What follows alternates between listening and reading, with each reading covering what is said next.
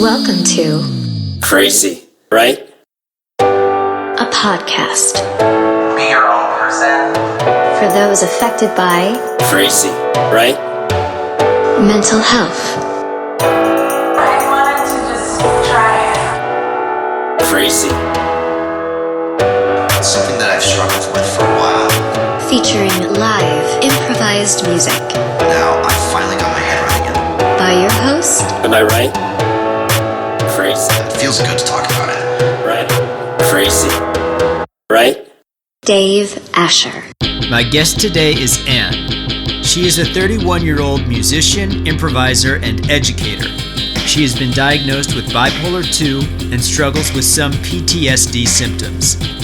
Anne, thanks for joining me here today in my studio. I'm going to step over here to my piano. Can I have a letter from you? L. L, okay. To get the ball rolling, would you share something about lists? Oh, lists. I have a lot of lists. I have a notebook that I take with me everywhere, and in it I made a calendar. So instead of buying an agenda or a calendar that's pre-made, I buy blank notebooks and I make my own calendars and my own lists that way. One time I was talking to my dad and about lists, and he says, "Oh, that's where you get it from me. I always make lists for everything." Also, something I guess I inherited seeing my dad do it.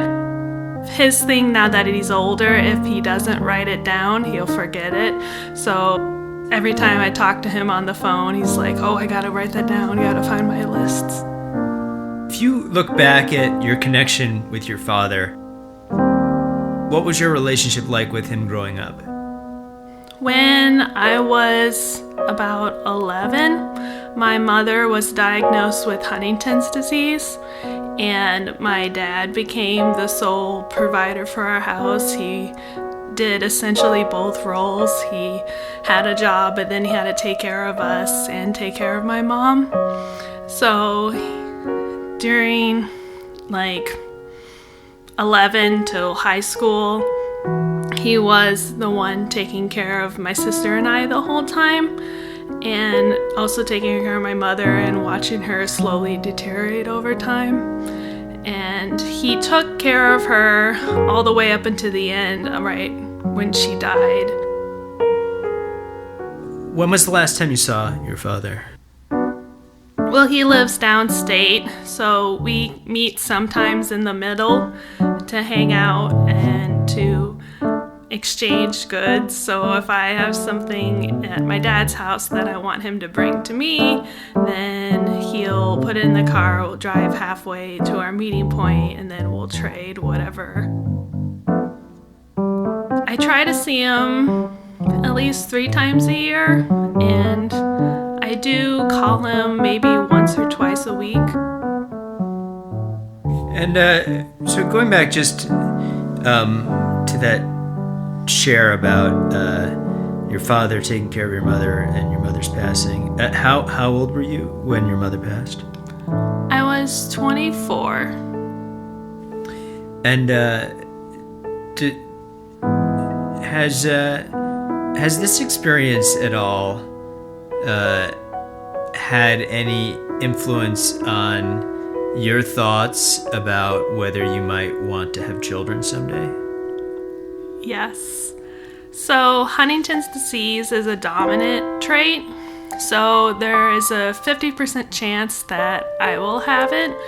And I don't want possible future children of mine to go through the same thing that I have. And I also don't want to pass that gene on. When I was younger, my dad would say, "Oh, by the time you're older, hopefully there'll be more treatments or maybe a cure so you won't have to suffer the same fate as my mom." But so far, I feel like there's no really big medical advancement for Huntington's disease. You're currently in a relationship, is that correct? Yeah. And how did you meet this person? So, over the summer, I started questioning my sexuality.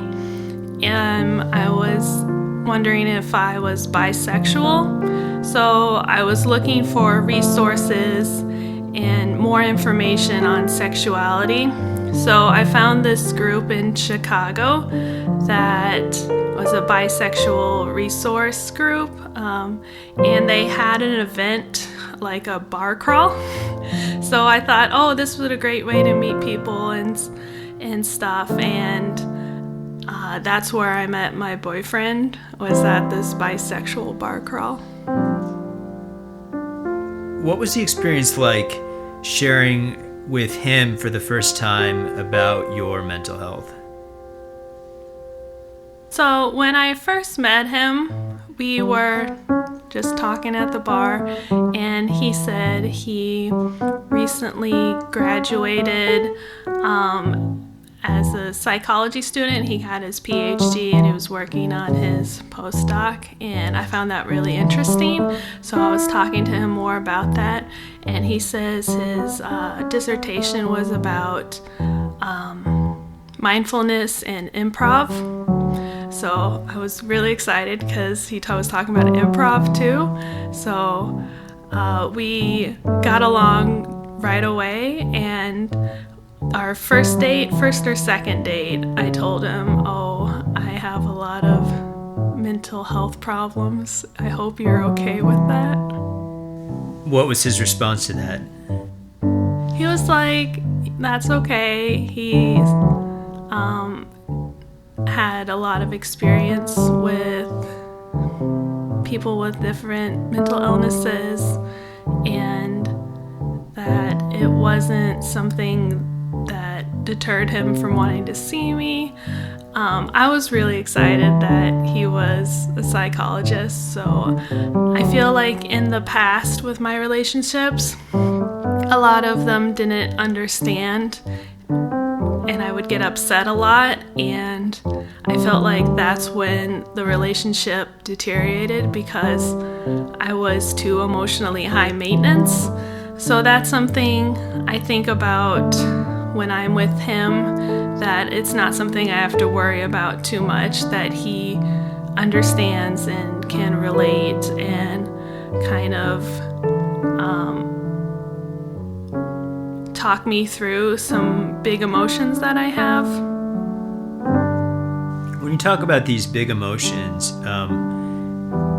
can you take me back to maybe the first time in your recollection, or the first thing that comes to mind at the moment of a time when you realize that maybe you have particularly big emotions? Yeah, so the first time I really remember this, it was 3rd grade. I would get called crybaby a lot, and as a result of all these outbursts I had in class or with friends or wherever I was enrolled in anger management. And I remember the teacher had this worksheet packet that we had to fill out, and it said, what happens when you get mad? And there was 3 lines, so you had to write 3 things that happen when you get mad. And she was looking for like a physical response, like if you tighten your fists, if your face gets warm. But I wrote on the first line C, 2nd line R, 3rd line Y. Wow. I'm wondering if you, that's such an incredible story. I'm wondering if you would be open to turning that story of writing cry like that, and in any way it ends up happening, if you would be open to exploring that moment, that choice that you made musically. Yeah.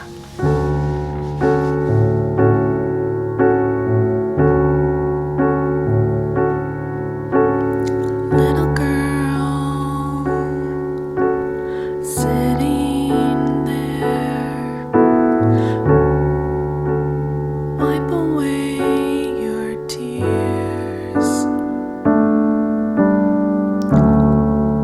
I know you feel a lot.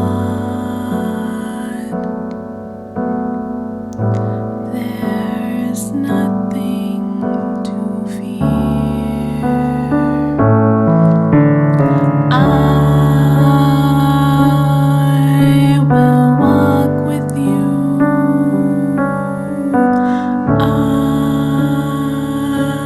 I will talk with you. Then we'll share this moment together.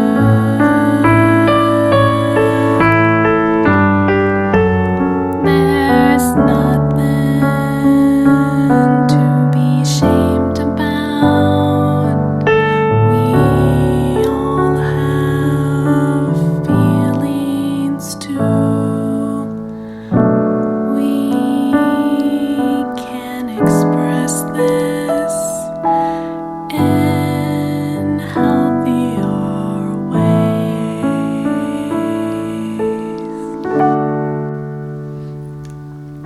That was lovely.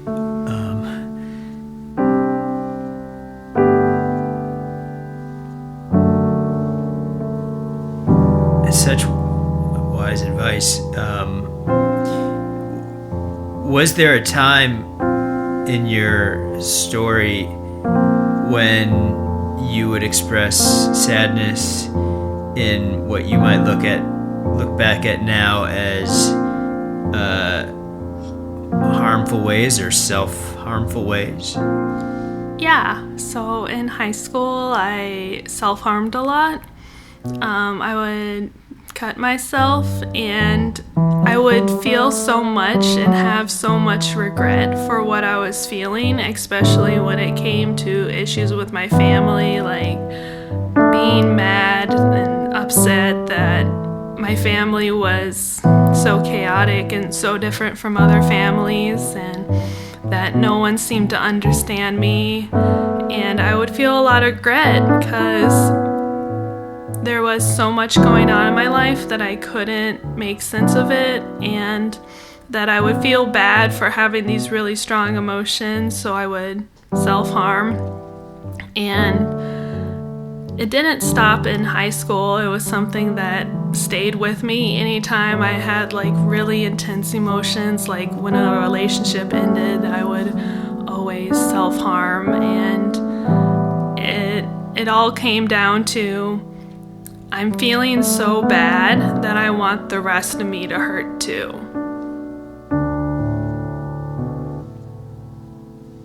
That's another real big insight in terms of how that's landing on me. Feeling bad, emotionally wanting to pair that with a physical pain, sort of for the logic of it, the reciprocity of it in some way.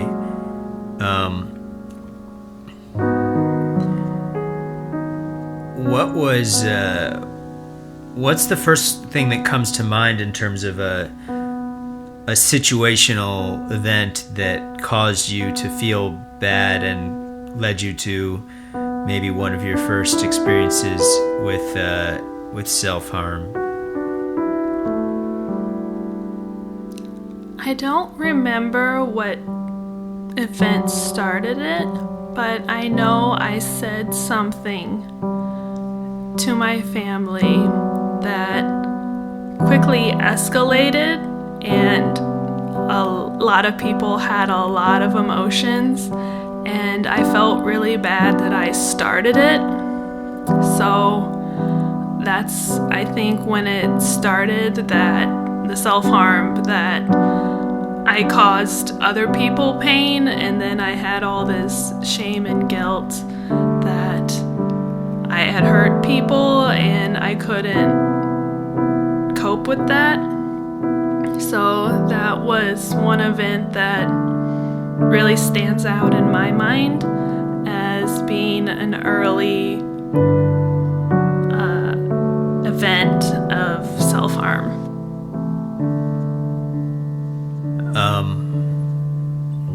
So a sense that you are harming other people.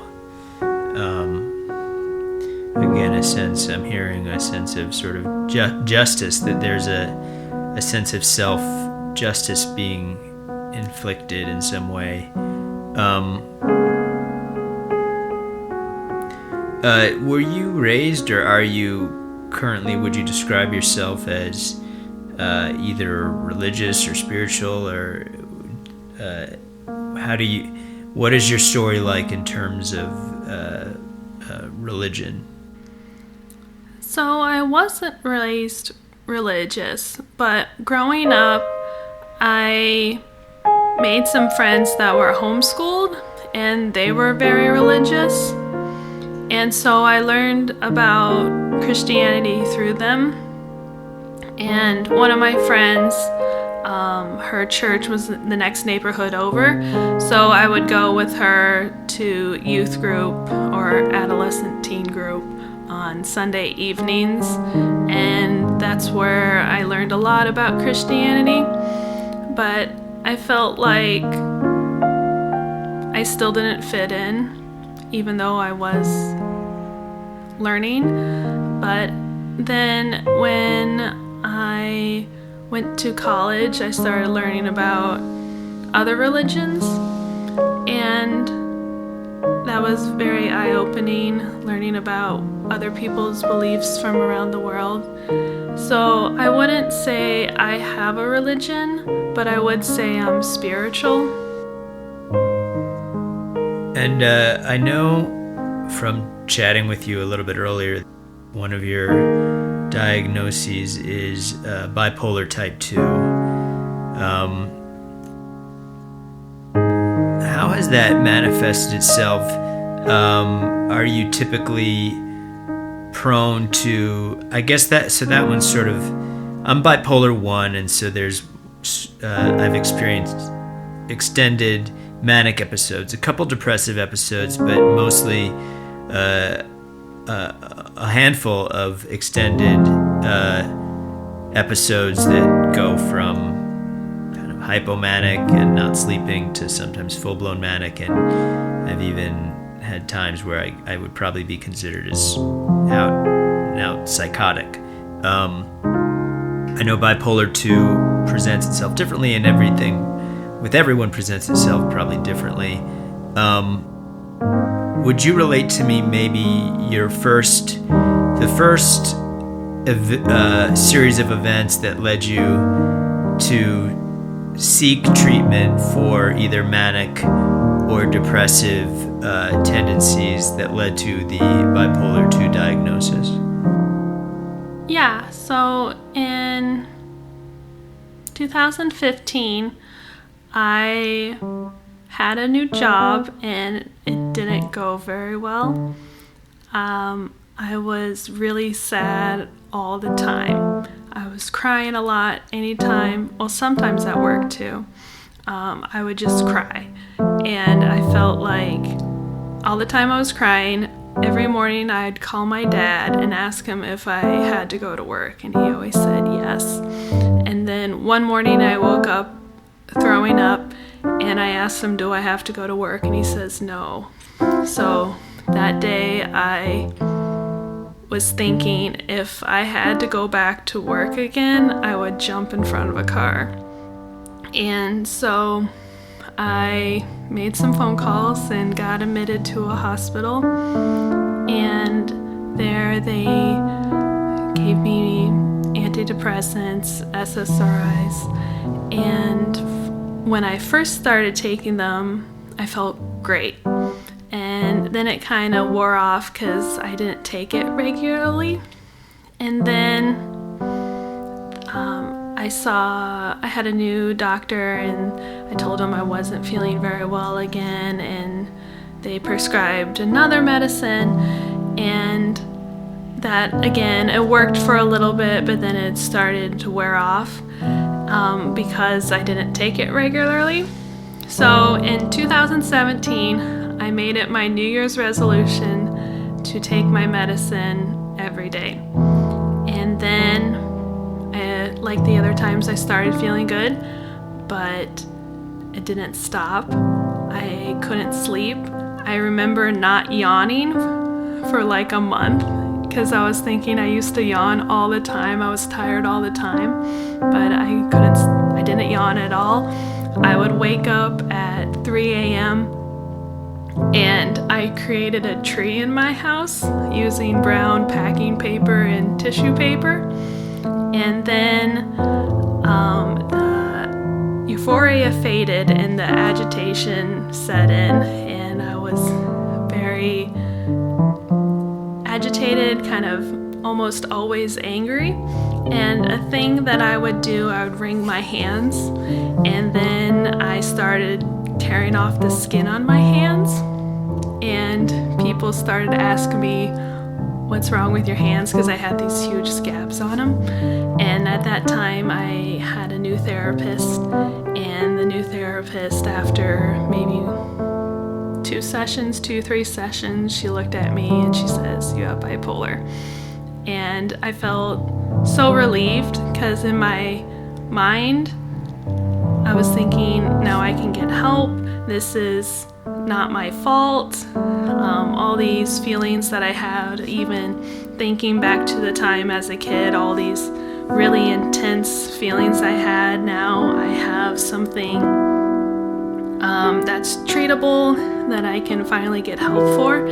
And then I finally was put on an antipsychotic, and I did pretty well on that. Again, I took it regularly, and I felt this calm that I hadn't had in a long time.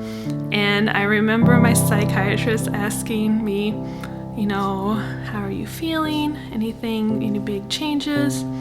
And I said, I'm finally Claritin clear.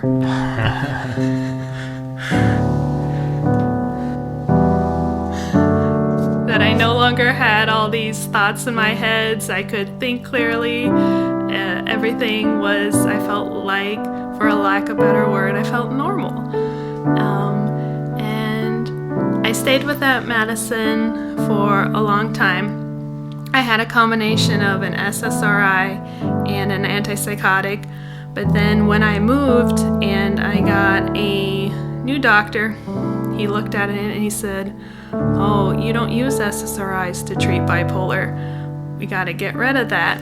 So I had this big med change, and that did not go very well for me. He decided to change my meds in December, and that whole winter was very painful. I had another depressive episode and was hospitalized as a result of that. I remember that year we got a lot of snow, and it was also cold and not a lot of people going out, and it was still this time before the vaccine, the COVID vaccine, so there wasn't a lot of still interactions with a lot of people. So I felt very isolated. I was sad. I was teary a lot. I would cry, not as much as before, but small things would make me cry. And then there was this event where I had been rejected, and that's when the hospitalization started. I wanted to kill myself because I had this rejection and all the negative thoughts that went with it. Was this rejection work-related? No. So there was this guy I liked, and I was gonna ask him out on a date. I had never asked anyone out on any kind of dates or initiated any kind of romantic relationship. So I felt like, I like him so much that I need to initiate this relationship or this interaction.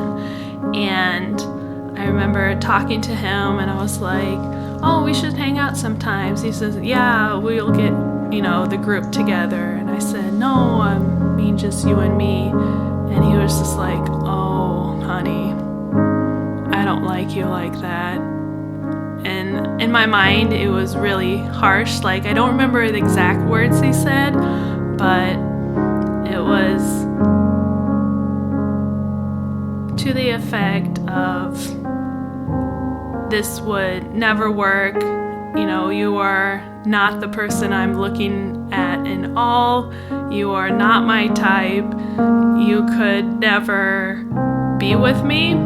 And that really hurt. Again, I don't know if those are words he actually said or if they were words in my mind. But I had a really rough reaction to rejection. I remember crying all night and then waking up for an 8 a.m. Class, and my eyes were so puffy, I was so withdrawn, I was so sad still, and I made everything really awkward for the whole group. And then I thought, oh, I'll call my psychiatrist, tell him I'm not doing very well. Is there anything medically he could do for me? And the nurse that answered the phone says, you need to go to the ER right now, or I'm going to, send campus security in to check on you and make sure you go. So I called 3 people. First 2 people didn't answer, and the third person did, and I said, I need to go to the ER. And when I think about that, like afterwards when I tell people how mental illness has affected me, they say, oh, I'm there for you, whatever you need. And I think about those phone calls I made and how they weren't there for me. But one friend was, so that's what mattered in that moment. You mentioned prior to us sitting down here, you have battled PTSD. Is there an event or series of events that we have not touched on that was a potential source for post-traumatic stress syndrome?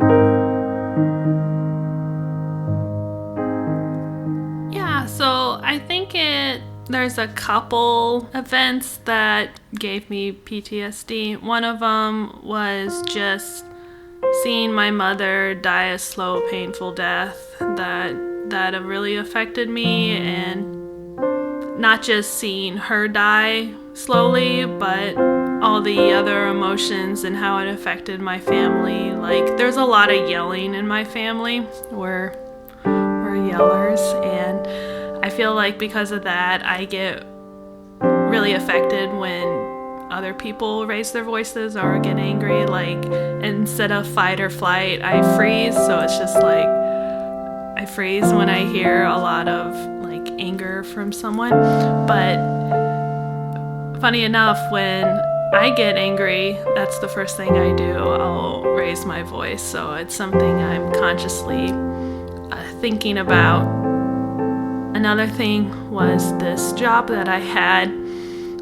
Even after I moved on, had a different job, I would still have dreams about this job and nightmares, and having my boss take me in a meeting and tell me how poorly I'm doing, or other events at work that were out of my control, and I tried solving the problem best I could, but it still kept presenting itself, and then consequently I would get in trouble from my boss.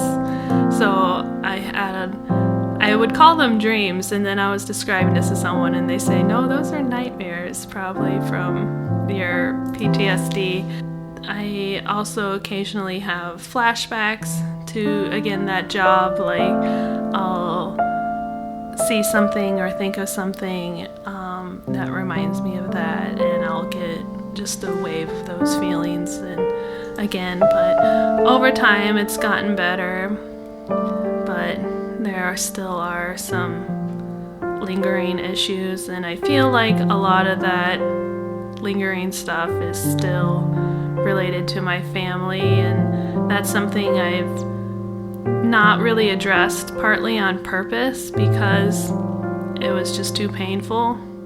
But now I realize, wow, a lot of my issues are coming from this problem, so I should,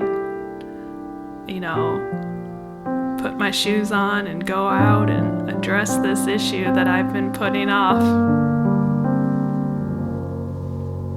On the arc of managing your mental health, what is the story like in terms of how you've been addressing them? I have individual therapy, and then have a group therapy, and it's DBT therapy, dialectical behavior therapy, and essentially it's a skills class. So, as I said before, I have a lot of emotions and I don't know how to regulate them. So with this type of therapy, I'm learning how to regulate my emotions, how to prevent myself from having a big issue, like catching it when it's a smaller issue, how to survive a crisis situation, what to do if I'm feeling like these issues of shame and guilt or sadness, how to cope with those emotions rather than some of the other unhelpful coping skills I've had before. And then some of the other things that I've been doing is recognizing the growth that I've had, and even though sometimes I can't see it, other people have. For example, my psychiatrist, he says, "Oh, you've improved so much," and I'm thinking, really? I'm still having, issues of anxiety and self-doubt and all these other emotions that I have sometimes that I can't control. And he says, well, if you look at, in the past, you've grown a lot. And then even other people who have seen me over a long period of time, they're like, you're so much happier now, you're smiling, it's good to see that you're doing better, even though I know I'm doing better, but there's still other things I need to work on. So I guess just thinking that it's a journey, as corny as that sounds. Of course. Looking back, if you could give advice to your younger self during the period of losing your mother and your relationship with your father during that period, and what grew out of that, factoring in as well some of the tendencies to be quick to anger, if that factors in. Any advice that comes to mind that you might give to a younger self? I guess I would say that your emotions are valid. And at first I had an issue with the phrase, it's okay not to be okay. But I've come to understand that and realize, it's okay to not have it all together or to feel sad. It's okay to have feelings. It's a part of the human experience. I would sit with her and just listen to what she had to say, and maybe when she was done sharing that,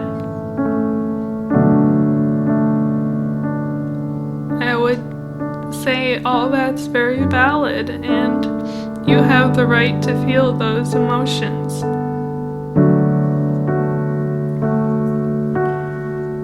Well, I really appreciate that insight at the end there, and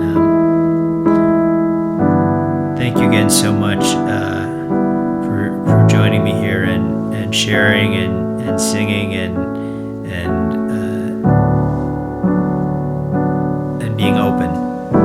Yeah, thanks for having me. enjoyed the experience.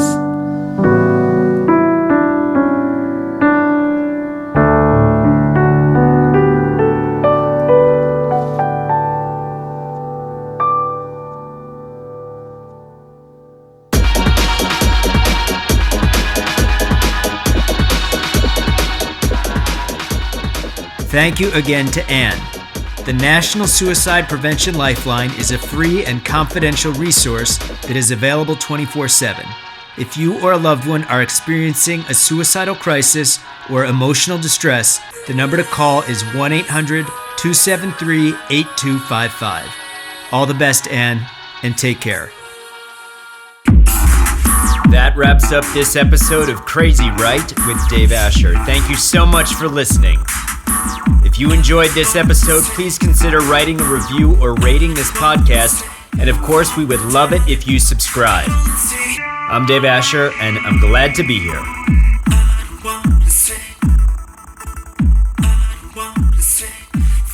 Down